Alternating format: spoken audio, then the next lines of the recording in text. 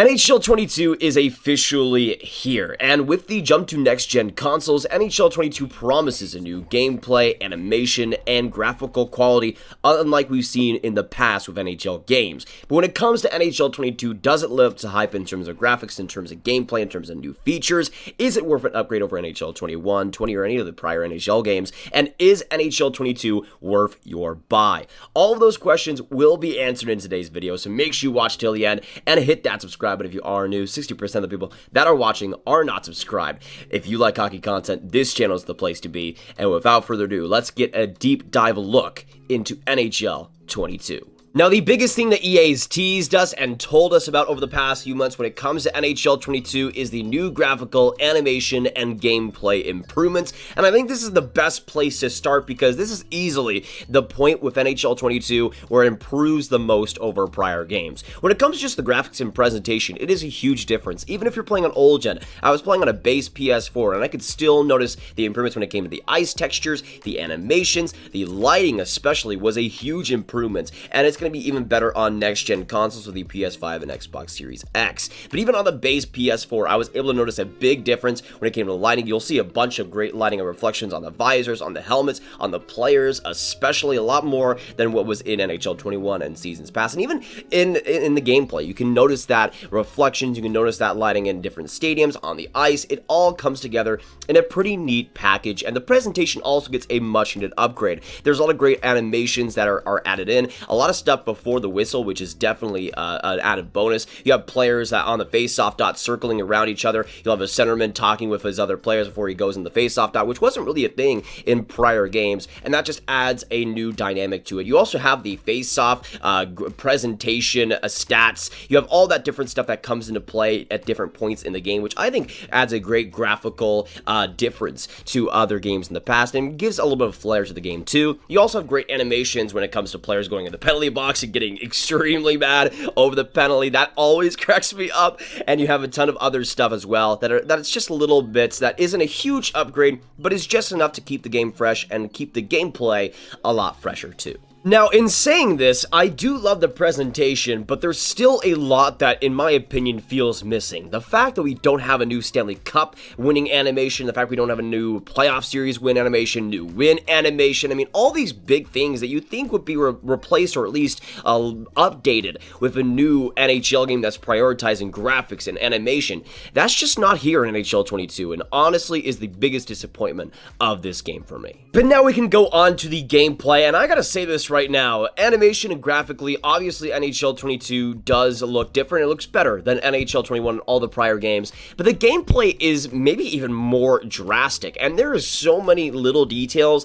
that come together to make the game just feel so much more different. The first thing, in my opinion, that makes this so much more different from NHL 21 is the passing. The passing is so much harder, so much more complex, and so much more tricky to absolutely nail. It's so much harder to get passes, get them crisp, get them solid, get them hard as well. That is a big thing too. And the passing just has a lot more of a learning curve. It's definitely overhauled. It's definitely harder. And I think I like that for the better. It makes things a lot harder to make cross-crease passes, for instance. And you also have the defensemen and their animations and their pickups a lot more clean, which I think will lead to less cross-crease goals throughout the year. That's something that I think was obviously targeted for this year's release. The defense is much improved, especially when it comes to defenders and their UI, but their also ability to pick up passes, to intercept passes too, is so much more improved over prior games. That's going to be a big bonus for this year, especially when it comes to online. And that, to me, those two things, the defenseman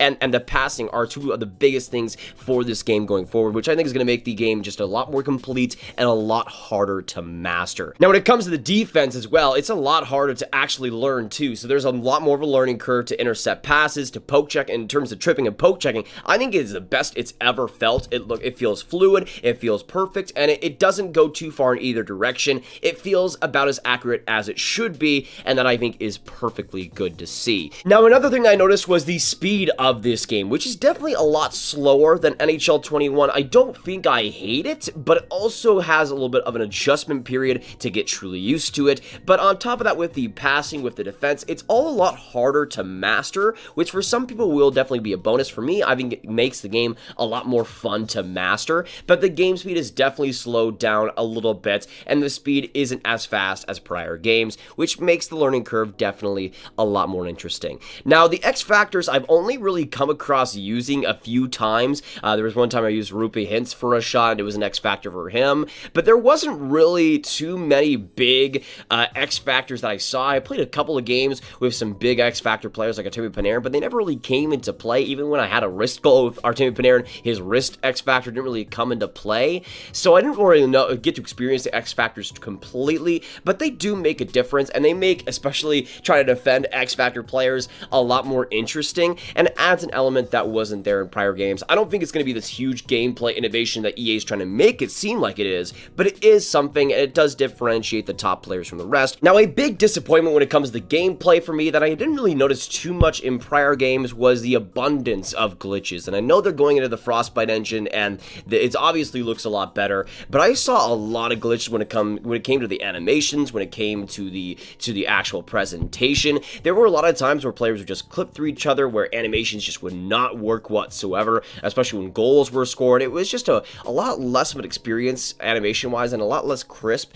than even NHL 21. I really didn't notice too many graphical glitches in NHL 21, but I've only played a few hours of this one so far, or as much as I can, and I've already noticed more glitches than I have in the entirety of NHL 21, which is a disappointment for the animations and the graphical ability being as big of a selling point as it is. It's not too abundant, but it's enough to make it quite distracting. But now we can move on to the actual game modes, and we're going to start out first things first with Franchise, and with almost every single mode you see X Factors playing a role, and Franchise is no different. You'll have players drafted that will have X Factors, players even in later rounds that'll have X Factors that have that difference between them. I haven't really simmed too much in NHL 22, so I can't say how much of a difference that makes when it comes to the simming, but it is a possibility to land a good steal that does have an X Factor, and players can grow X Factors as well as they develop in the NHL and minor league. So that is a case where they can develop those X factors, which I think is 100% huge. But when it comes to franchise mode, besides that,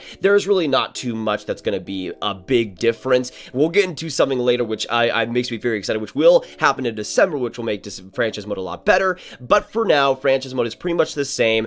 You unfortunately don't have creative players with actual faces on them still. There's still a lot of details that need to be made. NHL 22's franchise mode is pretty much the same with X Factors put in, and that's pretty much the same way as well with Be a Pro, which has the same sort of graphical experience. You have the same thing as NHL 21, basically. They overhauled the Be a Pro then. It's the same thing now, but you have X Factors when you create a player, which is something, but not enough to innovate the Be a Pro experience whatsoever. Now, I did try a little bit of the online modes, HUT specifically, and I gotta say, I know a lot of people have been experiencing glitches, and it might be something that maybe only happens before the game officially releases, but I also experienced a ton of glitches, mostly with the auction house not working. I know they tried to patch that up. Maybe it's good now, but the auction house wasn't working for me. I got into a few games, and about half of them disconnected on the face-off dot. There was a ton of stuff that just did not work, and this might get patched later on, but it's not a great indication of the servers or the actual work of this game going forward. We'll see if EA is able to patch this, but it's not been a great experience online for me whatsoever, and I know a ton of people, and I know firsthand a ton of people that have lost a ton of hours on their EA play trials because of it, so not a great first impression for me, at least, when it comes to HUD and the online modes either. But you know what? This is the biggest thing, in my opinion, the biggest game mode coming to NHL 22, no doubt, and it's going to be coming in December, which is definitely disappointing that it's not here on launch day, but in December, roster sharing is officially coming to NHL 22. It's a long time coming, man, and I'm just glad they're putting it in either way. Even if it's in December, this is the mode that I needed in an NHL game to buy it once again and get back into it. And this is going to be huge for the community. This is going to be huge for videos on the channel. We're going to be doing a ton of different roster rebuilds, franchise modes surrounding the rosters that are made on the community. So it's going to be a heck of a time. But rosters being available is in my opinion, way bigger than the graphical improvements, way bigger than the animation quality. Having roster sharing is the biggest feature, and I know it's so simple and we've been waiting on it for so long and it's so easy, but I'm not taking anything for granted. Roster sharing is here and it is amazing. Now it is coming in December, which is disappointing, so I'd probably recommend is waiting for this game to drop probably like to 40-30 bucks maybe when December comes, and then you get NHL 22 with roster sharing and everything there. That would be probably what I recommend, because roster sharing in December is going to be the biggest deal of this game, by far, for me at least. Franchise mode is going to be vastly improved because of it. But now we can get into some more details when it comes to the presentation, the UI, the menus, which in my opinion caused the biggest disappointment for NHL 22, because you do have the great graphical animation improvements, but especially on last gen, the menus are worse than they've ever been. I mean, this is going back to like NHL 15 quality. The menus are horrendous, and I tried to play franchise mode for a little bit, and it was just horrible. It was just awful. To load lines, it took like 8 seconds to fully load in everything, and that's just horrible for a game made in 2021. Now, I have heard that things are a lot better on Xbox Series X, the new consoles, and the PS5 as well. Heard that the loading screens are a lot better, but even in that game, it's not as crisp as you probably want it to be, and I just feel for a franchise that's been here this long, especially compared to like NBA 2K, even Madden, to have this issue is just horrible, and the fact that it's even worse than NHL 21, those loading times, is awful. But overall, if you wanted big updates to the gameplay, big updates when it came to the animations and presentation, you're getting a very, very good package here. This is the biggest update when it comes to graphics and gameplay that we've seen in a very, very long time, and I am glad to report that. It's going to be much more fun to play games in franchise mode, much more fun to be a pro player, and if games actually work, it's going to be much better and much more crisp, hot experience. There's going to be a lot to look forward to when it comes to gameplay and the graphical experience, and that is fantastic. The game modes aren't really changed. Having roster sharing is huge come December, but the glitches in the game, the overall lack of any updates on the Stanley Cup animations, the dark mode that's glaringly missing, the soundtrack that is absolutely awful, by the way, and the menus that are extremely clunky, all come together in a pretty disappointing experience when it comes to everything besides the gameplay and the presentation. The game looks great, but it does lack some bigger detail outside of it, which I think is pretty disappointing. Obviously, you're gonna have a much better experience on next-gen consoles, so if you can, get the game on PS5, get the game on the new Xbox, and experience it there, because it would look a lot better, and it's gonna run a lot better too. I think it's a pretty good package overall, especially if you're playing on next-gen. I think it's a much better experience there, and if you can, let's just say you are next-gen, I think it's a great upgrade, 110%. On next-gen, I'd probably give it like an 8.5 out of 10, especially once roster sharing comes into play, but with me, on current gen, I'm going to give it a 7.5 out of 10. Last year, I gave a 7 out of 10 for NHL 21. This one gets a pretty big upgrade with roster sharing coming into play, but there are some big upgrades, and the gameplay, being as better as it is a much needed one too. A lot of differences in NHL 22, but it comes together in a decent package that doesn't push the envelope too much for the series, but does enough to make it new enough. But with NHL 23, I'm very interested to see what the direction heads now, but with roster sharing and everything with graphical improvements, NHL 22 does look good, but there isn't as much detail behind the scenes as you'd probably want. But that is going to be it for today's NHL 22 review. If you guys did enjoy this deep dive, make sure you hit that subscribe button, hit that like button, and hit that notification bell if you haven't already for more videos and hockey videos just like this every single day. Let me know in the comments down below if you've tried out NHL 22. What are your thoughts? Are you disappointed? Are you happy about it? Are you guys going to buy NHL 22? What are your thoughts? Where are you guys playing it on as well?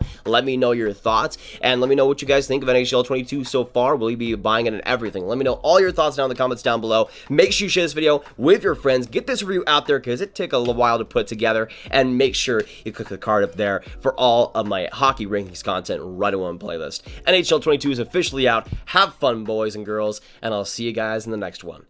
Goodbye.